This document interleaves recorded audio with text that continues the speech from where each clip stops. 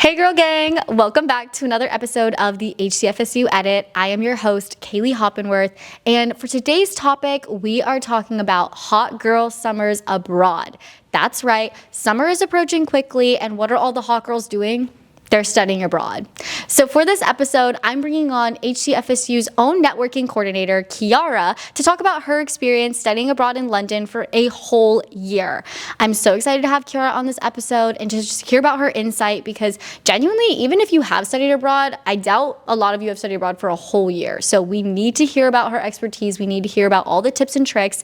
And so without further ado, please welcome Chiara to the HCFSU Edit. Hi, Chiara. Hi. Oh my gosh, I'm so excited to have you on this podcast episode specifically to talk about study abroad because when I'm not gonna lie, stalked your LinkedIn account and I saw that you had studied abroad and I was like, oh my gosh, we have to have her on the podcast to just talk about this because you studied abroad in London. Yes. Is that correct? Yes, Okay. London. Love that. And I studied abroad for 6 weeks in Florence, which is just like a baby amount of time compared to you. You spent a full year there. Yeah. So I just want to hear about that experience, like how you decided to do that because you did that for your first year. Just tell me about what your thought process was to get into that because that's kind of scary doing that as a freshman, no? No, for sure. Okay, so basically for me, I always kind of wanted to maybe go out of state for college or something like that. And so when I got into FSU and I knew I wanted to go to FSU, I was like, what is something that will take me out of my comfort zone but still kind of get me out of where I'm from? I was born and raised in Orlando, so just kind of wanted to get out.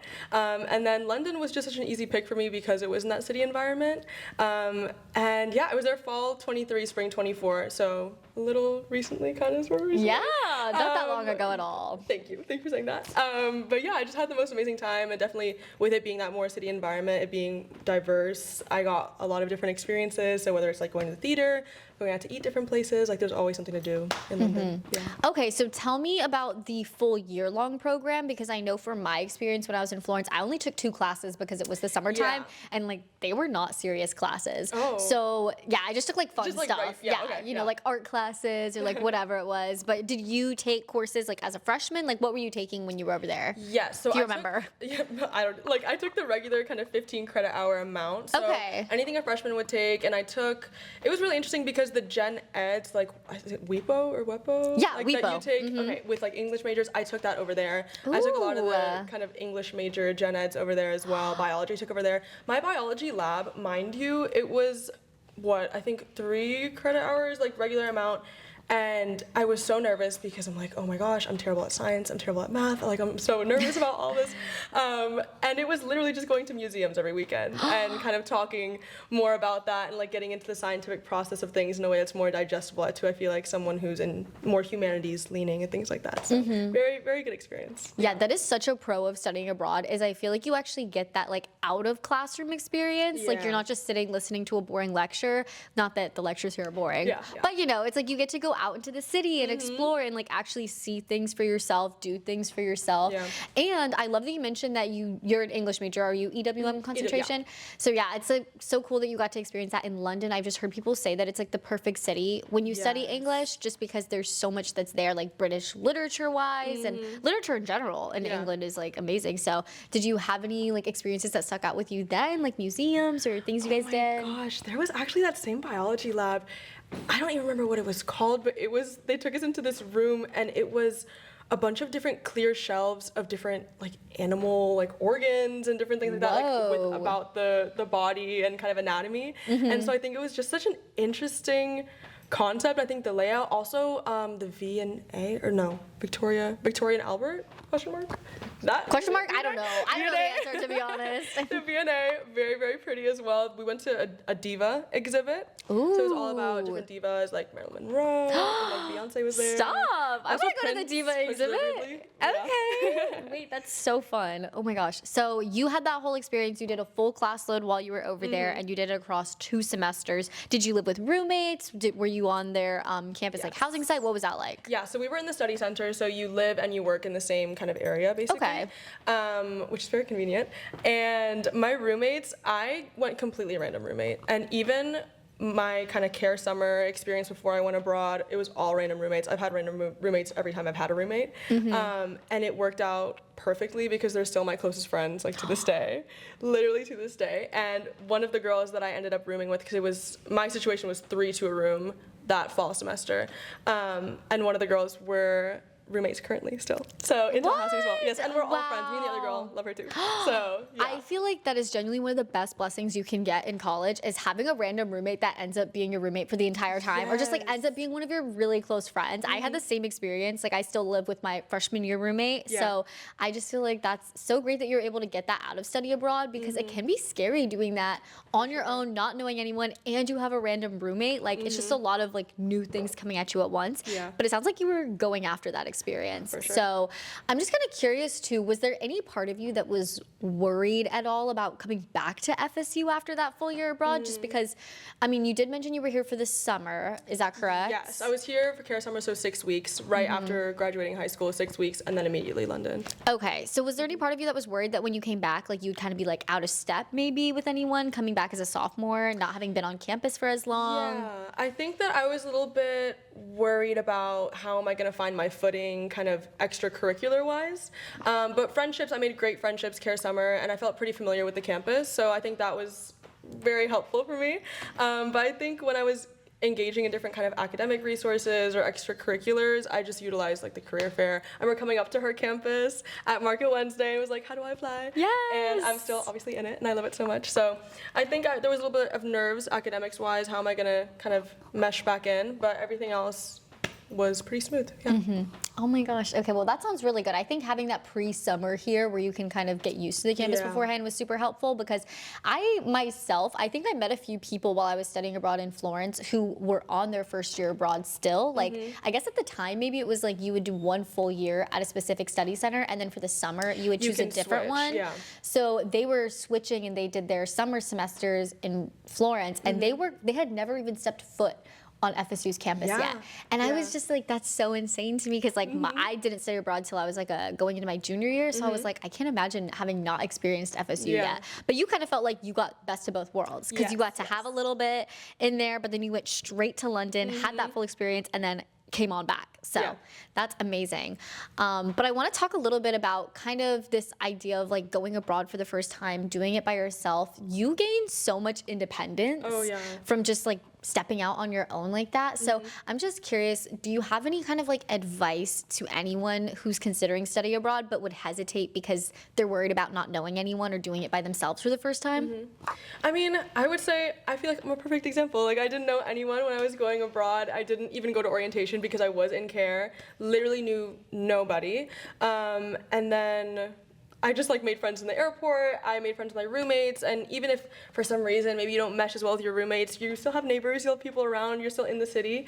So I would say there's definitely no reason to be nervous. Everyone's in the same boat with you. It's a lot of people, it's their first time abroad, first time in Europe. So I would just say yes to everything, like introduce yourself. Everyone's really, the type of people that want to study abroad, they're very like adventurous and they want to have these new experiences. So I think that you have nothing to lose from just kind of putting yourself out there.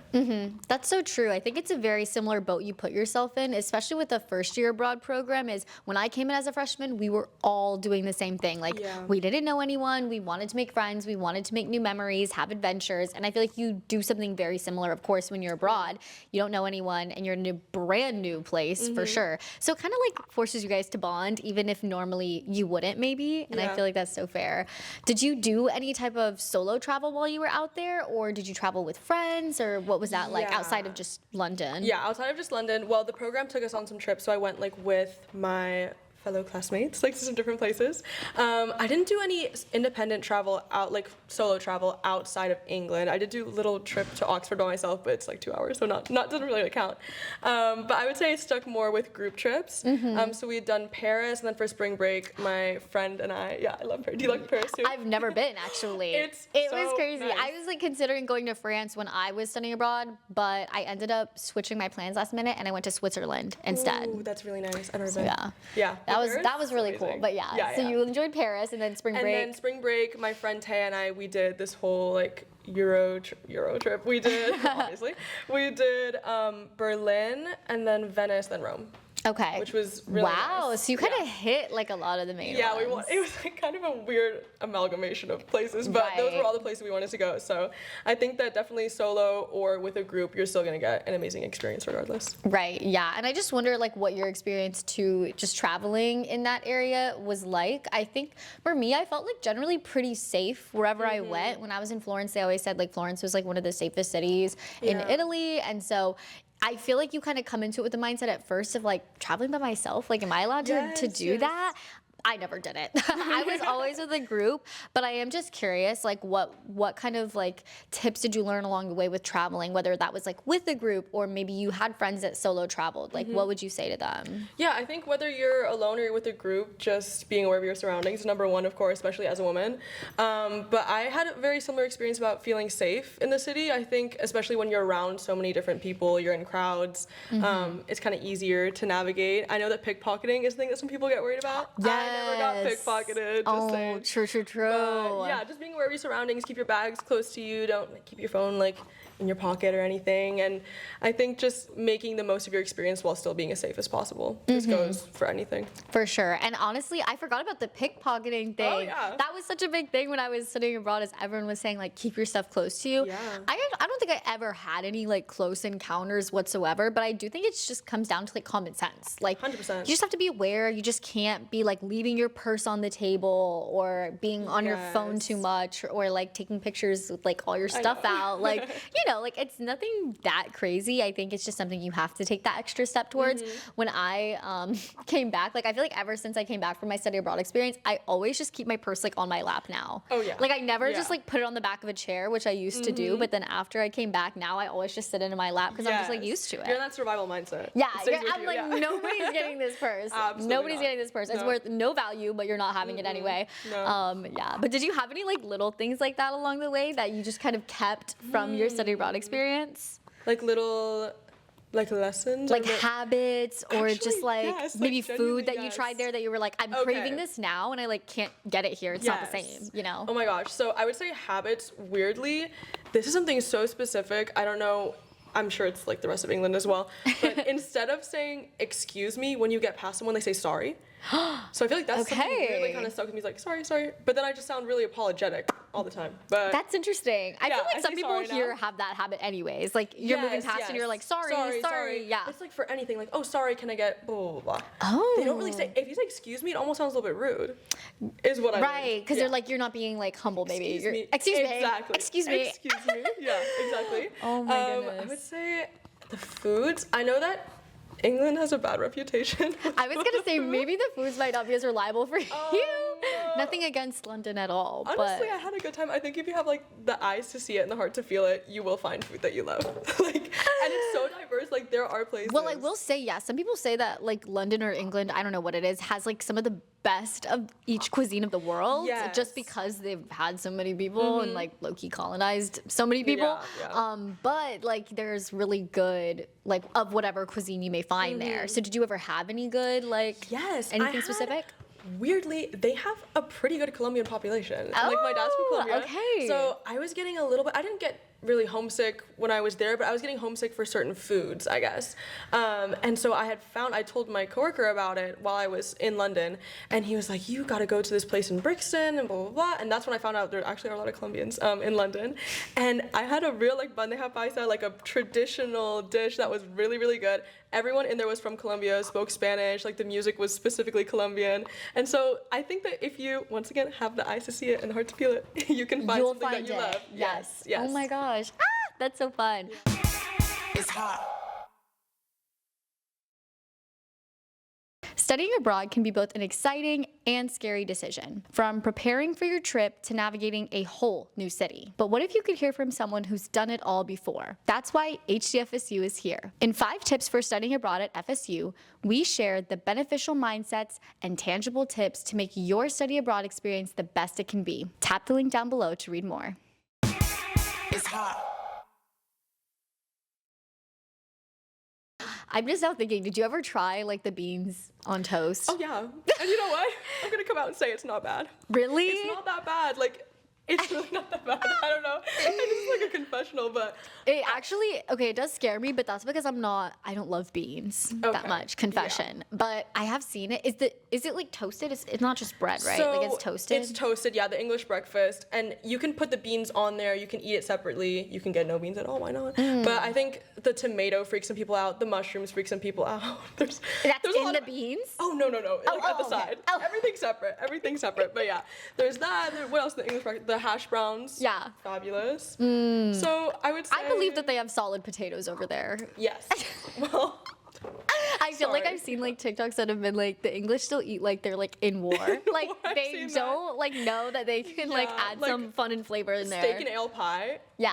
That was my first time having like pie, and then the inside is obviously meat, but I think that it's really not that bad. Okay. I think if you try it out, but it definitely takes some getting used to. And I think being there for so long, I was like, it's sink or swim. I just gotta assimilate. That's true. To the Like at that food. point, it's like, well, there's no going back. No, So I gotta do it. gotta Yeah. stick it out and figure out what I like here. So Yeah. that's fair. And I know you mentioned this briefly. You said you didn't really struggle with it too much, but homesickness. Yes. I didn't even think to ask about that, and that's also because I'm not a person that gets super homesick, same. and maybe that's like something that. Actually, no, because I actually had a roommate when I studied abroad who was super homesick. So I'm not trying to out her or anything, but she just like really missed her family. Yeah. She missed like maybe just like the home setting. And did you have any friends that had that experience? And Yeah. how did they deal with it? I definitely have some people that dealt with homesickness, I would say a little bit more strongly. And whether it's just, like visiting home if you can, Yeah. like over break, or maybe, we're not in the olden days. We have phones, we can video True. call, we can text, and I think that social media is such a great way to stay connected to people. So I think through that, and also just finding your own home away from home within study abroad is definitely amazing. So yes. staying connected, but still kind of opening yourself up to that experience. I truly love the experience or just the concept of a home away from home. And I think Yes. that's what you have to have when you study abroad because I almost feel like you can have this feeling of like being trapped there Oh, yeah. if you're in a place like London is a little bit more accessible, I'd say. But I think for me, when I was like studying abroad in a place that was like I couldn't just go back, and I was also only there Yeah. for like 6 weeks, I was like, I'm not just gonna go home. Right. So it was like I had to be there. So I could see how someone who's homesick might feel that kind of like stuck Yeah. in their box moment. But yeah, I think just kind of still staying in touch with your friends, of course, and being in all of that, and the time difference Yes. can make that hard. But I don't feel like it Yes. was like overly difficult. I don't know if you felt like that. Yeah, but- I didn't think it was too bad. It's definitely interesting it being like 2 a.m. my friend's time and then still reaching out to them or vice versa. Right. But I think you can make it work. You know how to make it work. Yeah. For sure.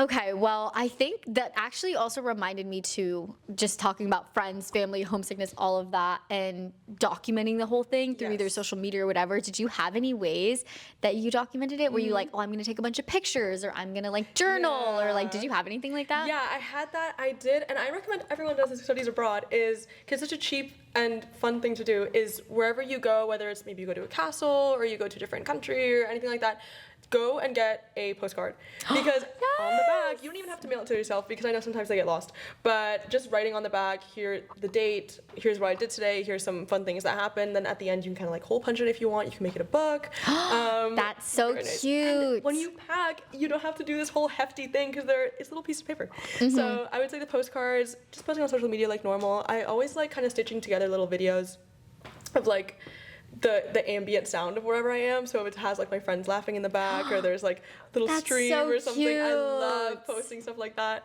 Yeah, and I think what else? Scrapbooking, amazing. Journaling. My roommate did a lot of journaling when we were there. So Yeah. good things to kind of reflect back on. I feel like I wish I knew the postcard thing when I studied abroad because I definitely wanted to have a way to document it, but I felt like journaling was too much because there was just so Yes. much happening Yeah. every single day. I couldn't like write it all down. But I love the idea of doing a postcard, and I eventually did that too. Like everywhere I went, I think I did get a postcard. I didn't write on them. I just Yeah. like bought them because they were cheap.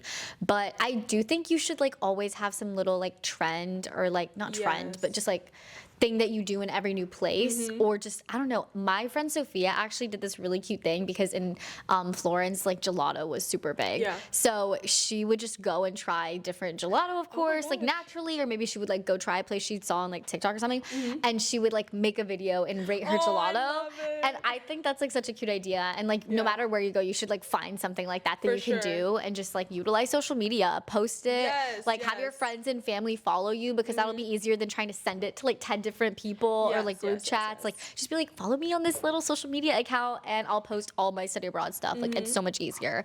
So yeah, that's just like, it's all coming back to me now. Yes, It's like yes. flooding back. It's hot. Is studying abroad really as picture perfect as it seems? In How Studying Abroad in London for a Semester Changed My Life, we share the real experiences that make this a once-in-a-lifetime opportunity. Tap the link down below to read more.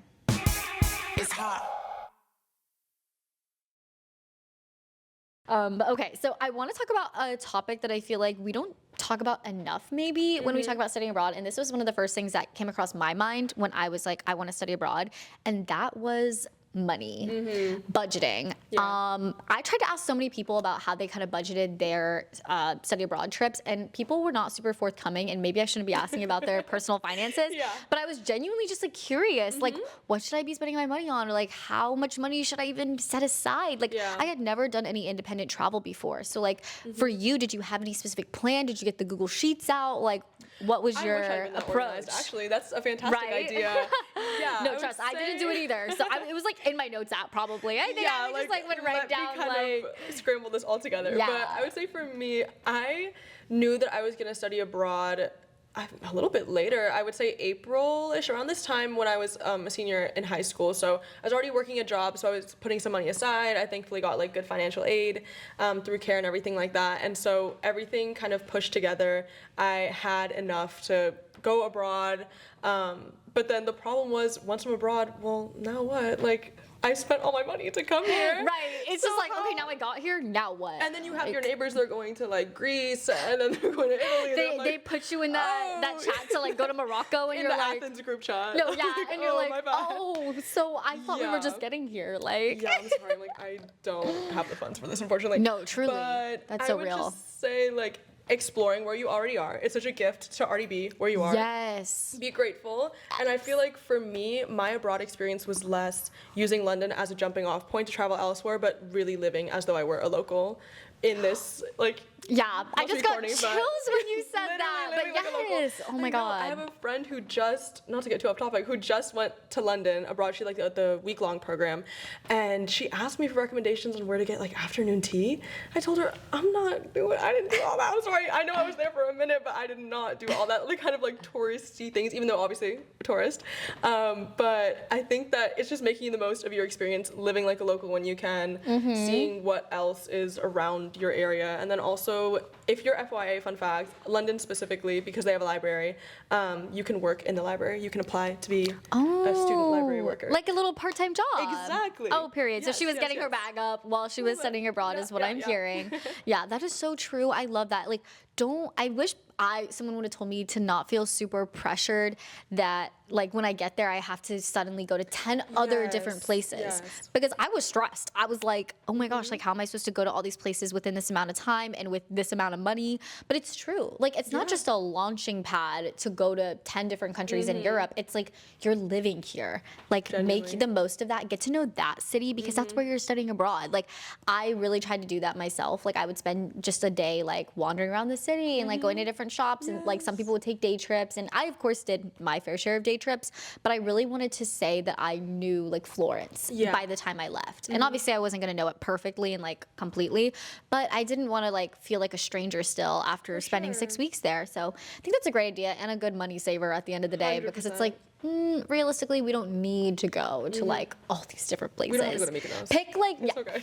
as much as like you want to, like I Yes, get it. Like yes. pick maybe like 1 or 2 big trips that you want to do, Exactly. and then take the little day trips. Go on the train, do your thing, like get those cheaper train tickets, and You make can it do a work. hostel. Yeah. Some people are afraid. Don't be afraid. Oh, of don't be hostels. above a hostel. Don't be afraid. I mean, they're honestly okay. not as bad as like people think they are. Like it's No. and it's can be really cheap sometimes. I think the cheapest one I stayed in was like 30 euro a Ooh, night. Nice. Yeah, it was pretty good. was pretty good.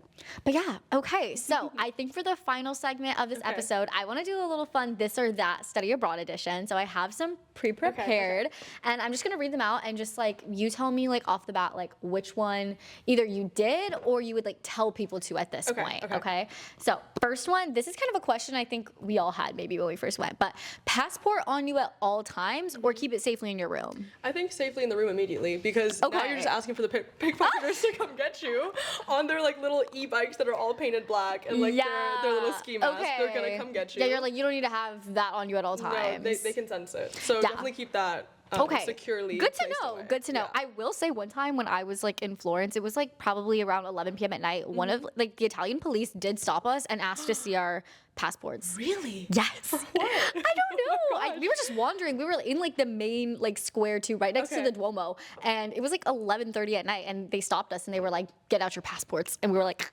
and I think we had them on hand, or maybe like one person had to show a picture. It might have been me. I can't remember.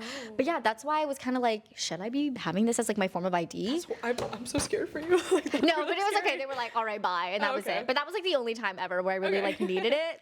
Okay, next, cash or card? Okay, I would say a little bit of both, but rely on card if you're more in the city environment. Okay, fair enough.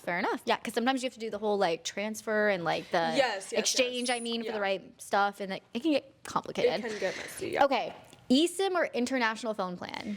Okay, the eSIM did not work for me. Like, I got one of those like digital eSIMs. Yes. Okay, maybe it's user error. It was not working for me. So I did unfortunately have to go with international phone plan. But I know a lot of people, I think a smarter option is to get an eSIM if you're there for a longer time abroad. So you're actually going to a place and then getting a new chip. Oh, like a physical one? Yes. Oh, wow. Yeah, see, I was dumb enough to think that I could survive off Wi-Fi. No, I got there, immediately was so lost, couldn't pull up my maps, couldn't text a single person. I was literally bouncing from little like restaurant to restaurant trying to get on their free Wi-Fi so I could like text my friends and be like, where are you? Get and then like, WhatsApp. yeah, literally. So please get your phone plan figured out before you go. Yes. Okay. Pack basics from home, like clothing, or shop abroad? I would say pack basics, but then you can get fun staple pieces abroad. Ooh, that's what I would do, especially love with that. thrifting and everything. Like, God forbid you want to buy a big coat. And then you already brought a bulky one. God forbid you want to find the vintage shops. And you want to say you got it from a vintage shop where you studied abroad. Like, a big fur coat. Yes, exactly. Or like the little flea markets or something. Exactly. So fair. Okay. Attempt the language or stick to English. I know this might not have applied to you because you said around in London. Accent. Hey guys. But I would say if I had not gone to an English-speaking country, definitely attempt the language. Yeah. Because when are you going to get that opportunity again? So you know true. what I mean? And I honestly, it's kind of hard. You have to stick to your guns because the Italians did bully me. They were like, stop trying. They said stop trying. In France. You'd be surprised. Well, Florence is kind of like a touristy city, and they're so used to like students coming in and out of there to study abroad, so they're used to us, and it's all in like good nature. But like there'd be times where my friends and I would try to be like, ciao, and they'd be like, hi, what do you want? They were like, they're over it. They're they were like, we don't need all of that, just like say it. So I feel like towards the end, I just kind of would like speak in English, but I think you should always try because I feel like it's just like it's part of the experience, and who cares at the end of the day? Like, make it your own. Speak the language. Okay, trains or planes? I love a train. I love a train. Yes. I love a train. I still get email notifications for Idolo, the train company. Yes. And I keep it just like because it makes me feel like I'm still there. Like with the bookshops in London, they're like, hey, da-da-da-da. I'm like, wow, I wish I could pay a visit. I loved riding on a train. I don't think I rode on a train ever until I got to Italy. Yeah. No, because there's just no trains like near where I live. So the Sunrail, shout out Orlando. Yeah. The Sunrail, but yeah, no, I think I've done the train from Venice to Rome, and that was really efficient, and I really enjoyed. Yeah, and that's a pretty long train ride because Venice is like north Italy and then Rome is like pretty south. So yeah, I took a lot of trains. I took a train straight to Switzerland because Switzerland does border Italy, and I just took one straight up, and so worked out. I don't think I ever took a plane on my trip. Everything was like close enough. I did go on like a 12-hour bus ride to Croatia. Okay, we had some longer bus rides like, as well. You know what I'm saying? Like, don't be afraid of the bus rides either because I would say like everything's a little bit safer there. So it's like I wouldn't probably do that here. Yeah. But over there it was fine. Yeah, so, the red coach. Yeah. 12-hour red coach. The Greyhound. Yes. Yeah. Yes. Okay.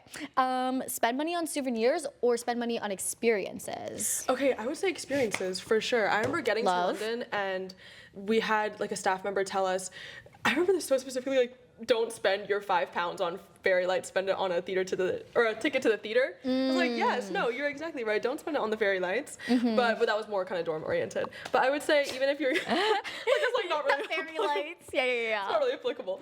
But I would say still get your souvenirs, get your postcards, your snow globes, keychains, everything like Yeah, that. like you can get souvenirs for like cheap. Like don't feel like you have to get Exactly. like the creme de la craziest- creme of like Exactly. souvenirs. Like Exactly. just do what will help you remember the experience, but then spend money on the experience. Yes, I for agree. sure. Totally. Okay, and this is my last and final question: would you do it all again? Yes or absolutely yes? Absolutely, yes. I would study abroad a million times over again. I No, love it. literally me. I'm like, take me back every single day. Like I think about it every Oh my time I gosh. go to sleep, every time I wake up. Like It's such a study abroad kid stereotype of they dress up. Oh, I went to Barcelona for 2 weeks. I'm like, okay, truly, and it's I'm like sorry. I feel like I stamped it in myself. I'm like, you can't talk about it too much, or people are gonna hate Yes, you. Exactly. You have to keep it low key. But Yeah, you have to be like, oh, yeah, I When did I was abroad. I did do something similar. Like I was kind of abroad for a Yes, little yes. bit, and then it's like you have to like subtly sneak it in. But Yeah. yeah, okay. Well, thank you so much for coming on with Thank us, you for Chiara. This having was so me. fun. I loved hearing all your tips and tricks and hearing about your experience in London and getting to compare it with mine in Yes, Florence, of yes. course. But thank you so much, and I hope you guys enjoyed watching. Comment down below what study center you want to study abroad in, and like and comment. And we'll see you next episode. Bye.